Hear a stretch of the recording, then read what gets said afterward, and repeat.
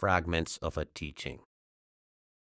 आप सभी ने बुद्धिज़्म में कई वर्षों से विश्वास रखा है और आपने कई सोर्सेज से बुद्धिस्ट टीचिंग्स को सुना है, विशेष रूप से विभिन्न मॉन्क्स और टीचर्स से। कुछ मामलों में धम्म को बहुत ब्रॉड और वेग टर्म्स में सिखाया जाता है, उस हद तक जहां यह जानना डिफ़िकल्ट हो जाता है कि इसे अपनी डेली लाइफ की प्रैक्टिस में कैसे लाया जाए। अन्य मामलों में धम्म को इतनी हाई लैंग्वेज या स्पेशल जार्गन में सिखाया जाता है कि अधिकांश लोगों के लिए इसे समझना डिफ़िकल्ट हो जाता है, विशेष रूप से तब जब टीचिंग को स्क्रिप्चर्स से बहुत लिटरली लिया गया हो। अंत में धम्म को एक बैलेंस्ड वे में भी सिखाया जाता है, जो न तो बहुत वेग होता है और न ही बहुत प्रोफाउंड, न बहुत ब्रॉड और न ही बहुत एसोटेरिक। यह लिसनर के समझने और प्रैक्टिस करने के लिए बिल्कुल सही होता है, ताकि वह टीचिंग से पर्सनली बेनिफिट प्राप्त कर सके। आज मैं आपके साथ उस तरह की टीचिंग्स शेयर करना चाहूँगा जिनका उपयोग मैंने पास्ट में अक्सर अपने डिसाइपल्स को इंस्ट्रक्ट करने के लिए किया है। वे टीचिंग्स जिनसे मुझे आशा है कि आज यहाँ सुन रहे आप सभी को पर्सनली बेनिफिट हो सकता है।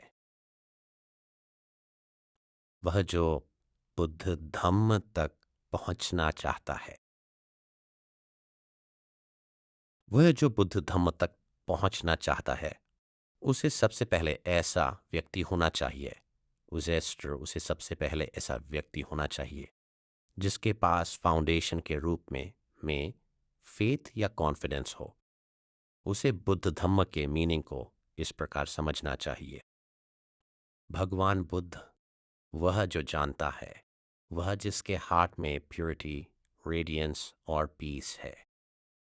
धम्म प्योरिटी, रेडियंस और पीस के वे कैरेक्टरिस्टिक्स जो मॉरालिटी, कंसंट्रेशन और विजडम से उत्पन्न होते हैं।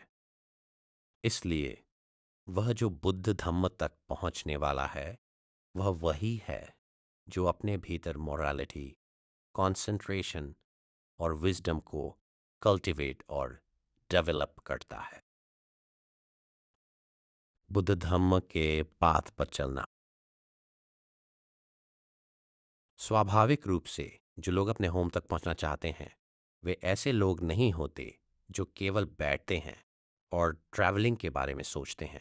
उन्हें अंततः अपने होम तक पहुंचने के लिए स्टेप बाय स्टेप और सही दिशा में ट्रैवलिंग के प्रोसेस को वास्तव में अपनाना होगा और क्रिश्च बोझात अपने पोंते मुओ तबस्चुक अपना होगा। यदि वे गलत पाथ अपनाते हैं तो वे अंततः स्वॉम्प्स या अन्य ऑब्स्टिकल्स जैसी डिफ़िकल्टीज में फंस सकते हैं, जिनसे पार पाना कठिन होता है। या वे इस गलत दिशा में डेंजरस सिचुएशंस का सामना कर सकते हैं, जिससे संभवतः वे कभी अपने होम तक नहीं पहुंच पाएंगे। जो लोग होम पहुंच जाते हैं, वे रिलैक्स कर सकते हैं और कंफर्टेबली सो सकते हैं। होम हमारे बॉडी और माइंड के लिए कंफर्ट का स्थान है। अब वे वास्तव में अपने होम पहुंच गए हैं। लेकिन यदि कोई ट्रैवलर केवल अपने होम के सामने से गुजरता है या केवल उसके चारों ओर चलता है, तो उसे उस पूरे रास्ते ट्रैवल करके होम तक पहुंचने का कोई बेनिफिट नहीं मिलेगा। उसी तरह बुद्ध धम्म तक पहुंचने के लिए पाथ पर चलना एक ऐसी चीज है जो हम में से प्रत्येक को इंडिविजुअली स्वयं करनी होगी, क्योंकि कोई भी इसे हमारे लिए नहीं कर सकता। और हमें मोरालिटी, कंसंट्रेशन और विजडम के प्रॉपर पाथ पर तब तक ट्रैवल करना चाहिए जब तक कि हम माइंड की प्योरिटी, रेडियंस और पीसफुलनेस के ब्लेसिंग्स को प्राप्त न कर लें, जो इस पाथ पर ट्रैवल करने के फ्रूट्स हैं। हालांकि यदि किसी के पास केवल बुक्स और स्क्रिप्चर्स, सरमन्स और सुटर्स का नॉलेज है, अर्थात जर्नी के लिए केवल मैप या प्लान्स का नॉलेज है, तो सैकड़ों जन्मों में भी वह व्यक्ति माइंड की प्यूरिटी, रेडियंस और पीसफुलनेस को कभी नहीं जान पाएगा। इसके बजाय वह केवल अपना समय वेस्ट करेगा और कभी भी प्रैक्टिस के रियल बेनिफिट्स को प्राप्त नहीं कर पाएगा। टीचर्स वे होते हैं जो केवल पाथ की दिशा दिखाते हैं।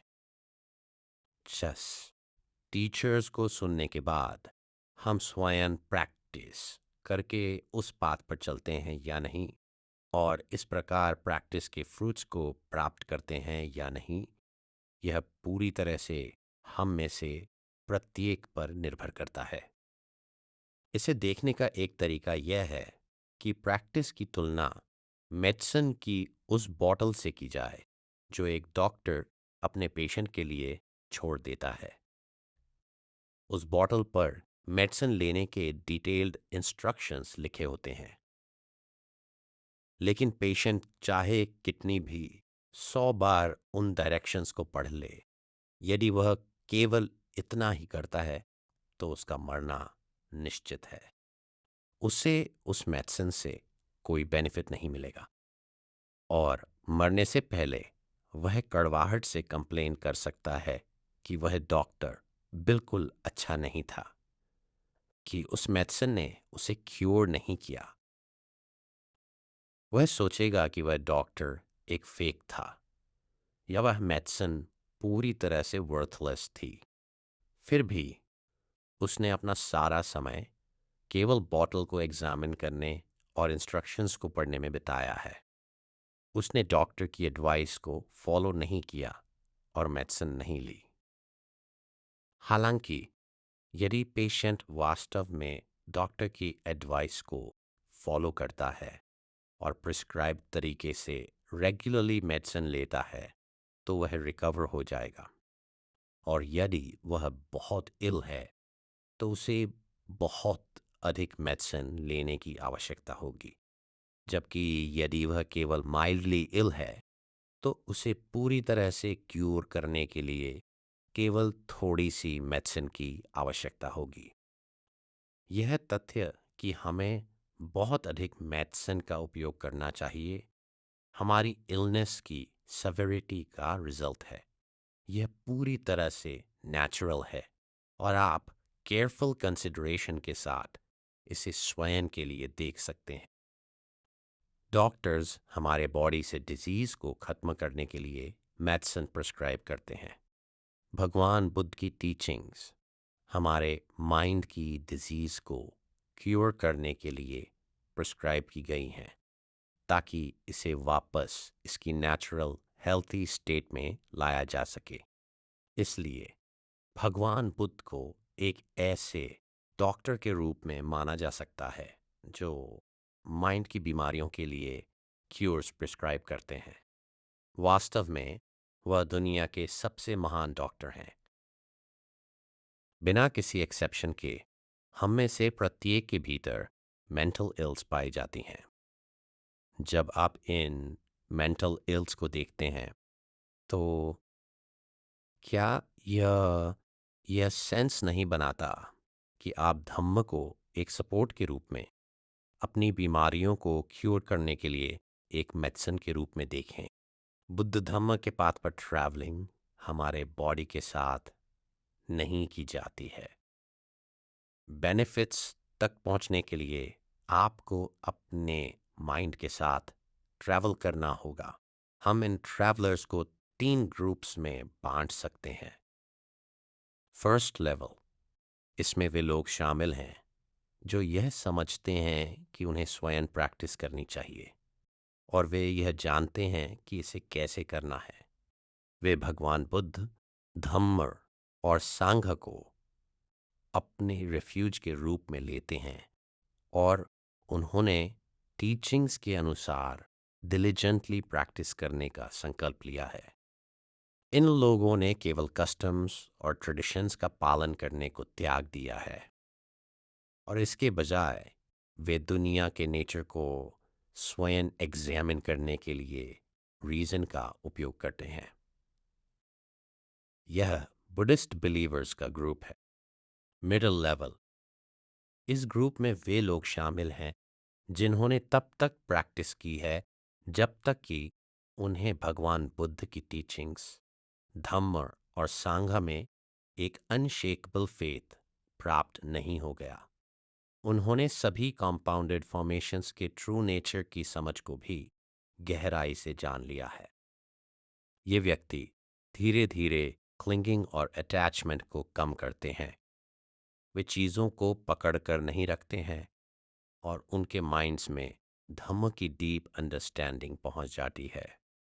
नॉन अटैचमेंट और विजडम की डिग्री के आधार पर उन्हें प्रोग्रेसिवली स्ट्रीम एंटर्स, वंस रिटर्नर्स और नॉन रिटर्नर्स या सरलता से नोबल वॉन्स के रूप में जाना जाता है।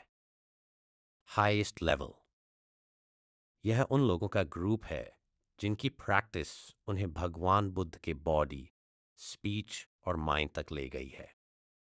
वे दुनिया से ऊपर हैं, दुनिया से फ्री हैं और सभी अटैचमेंट और क्लिंगिंग से मुक्त हैं। उन्हें एराहंट्स या फ्री वॉन्स के रूप में जाना जाता है, जो नोबल वॉन्स का हाईएस्ट लेवल है। अपनी मोरालिटी को कैसे प्यूरिफाई करें? मोरालिटी हमारे बॉडी और स्पीच का रिस्ट्रेंट और डिसिप्लिन है। फॉर्मल लेवल पर इसे ले पीपल और मंक्स तथा नन्स के लिए प्रिसेप्ट्स की क्लासेस में बांटा गया है। हालांकि जनरल टर्म्स में बात करें तो इसमें एक बेसिक कैरेक्टरिस्टिक है और वह है इंटेंशन। जब हम माइंडफुल या सेल्फ रिकलेक्टेड होते हैं तो हमारे पास राइट इंटेंशन होता है। जागरूकता, सती और सेल्फ रिकलेक्शन सैम्पजन्यने की प्रैक्टिस करने से गुड मॉरलिटी उत्पन्न होगी। यह पूरी तरह से नेचुरल है कि जब हम डर्टी क्लोथ्स पहनते हैं और हमारे बॉडीज डर्टी होते हैं तो हमारे माइंड्स भी अनकंफर्टेबल और डिप्रेस्ड महसूस करेंगे। हालांकि यदि हम अपने बॉडीज को क्लीन रखते हैं और क्लीन नीट क्लोथ्स पहनते हैं तो यह हमारे माइंड्स को लाइट और चीफुल बनाता है। उसी तरह जब मॉरलिटी का पालन नहीं किया जाता है तो हमारे बॉडीली एक्शंस और स्पीच गंदे हो जाते हैं और यह माइंड को अनहैप्पी, डिस्ट्रेस्ड और हैवी बनाने का एक कारण बनता है। हम राइट प्रैक्टिस से अलग हो जाते हैं और यह हमें अपने माइंड्स में धम्म के एसेंस को गहराई से समझने से रोकता है। होलसम बॉडीली एक्शंस और स्पीच स्वयं एक प्रॉपर्ली ट्रेन्ड माइंड पर डिपेंड करते हैं, क्योंकि माइंड ही बॉडी और स्पीच को ऑर्डर देता है। इसलिए हमें अपने माइंड्स को ट्रेन करके अपनी प्रैक्टिस को जारी रखना चाहिए। कंसंट्रेशन की प्रैक्टिस, समाधि कंसंट्रेशन की ट्रेनिंग की प्रैक्टिस माइंड को फर्म और स्टेडी बनाने के लिए की जाती है। यह माइंड में पीसफुलनेस लाती है। आमतौर पर हमारे अनट्रेन्ड माइंड्स लगातार घूमते रहते हैं और रेस्टलेस होते हैं, जिन्हें कंट्रोल और मैनेज करना हार्ड होता है। माइंड पागलों की तरह सेंस डिस्ट्रैक्शंस का पीछा करता है, ठीक उसी तरह जैसे पानी यहाँ वहाँ बहता है और लोएस्ट लेवल की तलाश करता है। हालांकि एग्रीकल्चरिस्ट्स और इंजीनियर्स जानते हैं कि पानी को कैसे कंट्रोल किया जाए ताकि वह मैनकाइंड के लिए अधिक उपयोगी हो सके। मनुष्य क्लेवर हैं। वे जानते हैं कि पानी पर डैम कैसे बनाया जाए, लार्ज रेजर्वोयर्स और कनाल्स कैसे बनाए जाए। यह सब केवल पानी को चैनल करने और इसे अधिक यूजेबल बनाने के लिए है। इसके अलावा स्टोर किया गया पानी इलेक्ट्रिकल पावर और लाइट का एक सोर्स बन जाता है, जो इसके फ्लो को कंट्रोल करने से मिलने वाले फर्दर बेनिफिट्स हैं, ताकि यह बेकाबू होकर न बहे और अंततः कुछ लो स्पॉट्स में ठहर कर अपनी यूज़फुलनेस को वेस्ट न कर दे।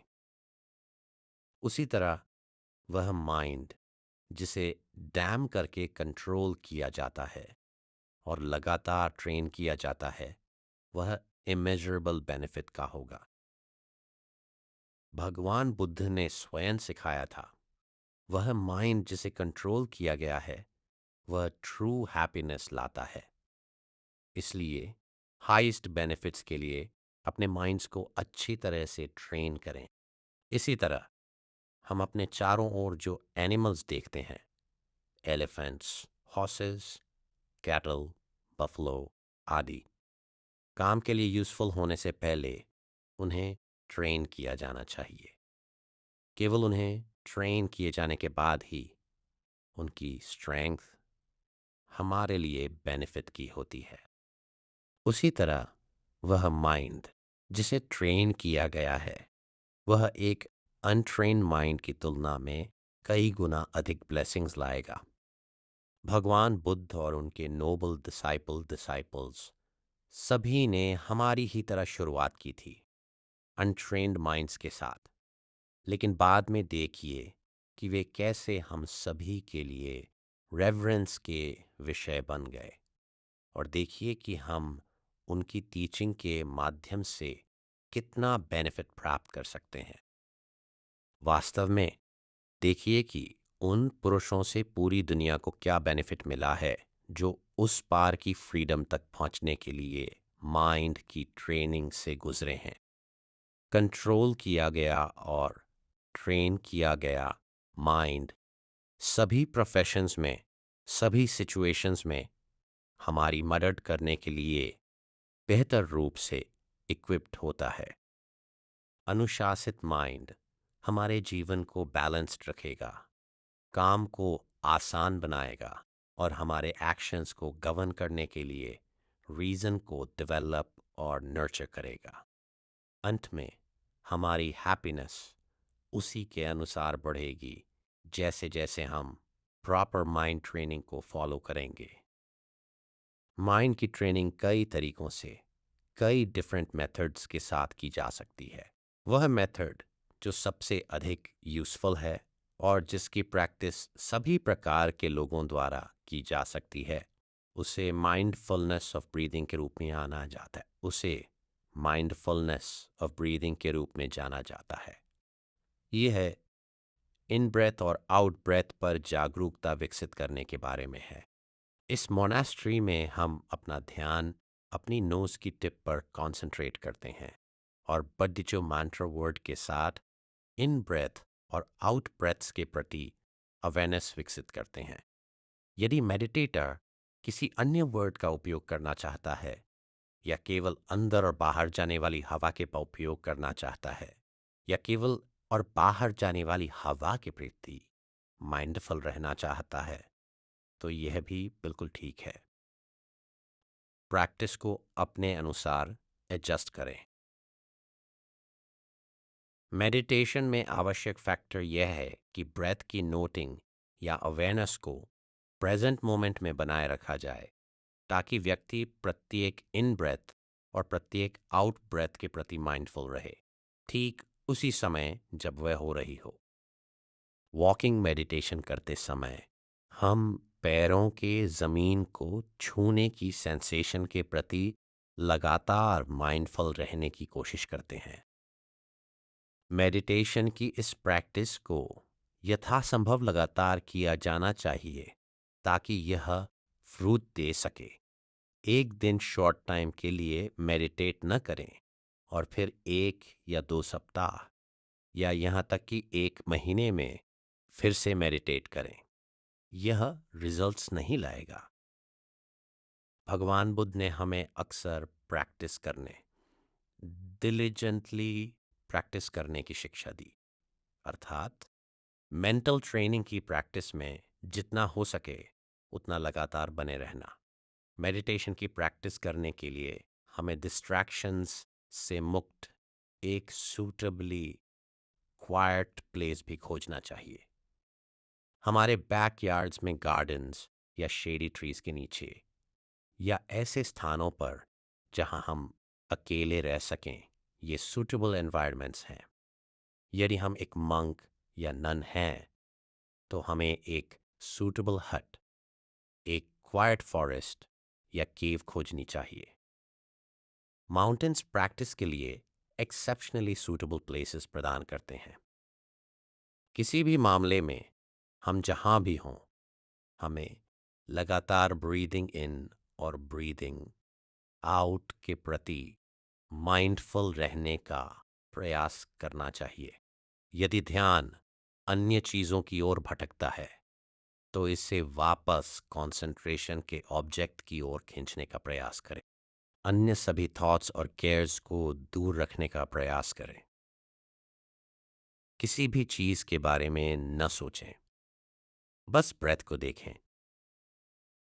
यदि हम थॉट्स के उत्पन्न होते ही उनके प्रति माइंडफुल हो जाते हैं और डिलिजेंटली अपने मेडिटेशन सब्जेक्ट पर लौटते रहते हैं तो माइंड शांत और शांत होता जाएगा।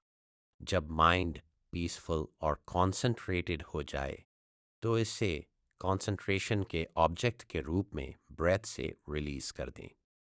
अब 5 कांधास से बने बॉडी और माइंड को एग्जामिन करना शुरू करें।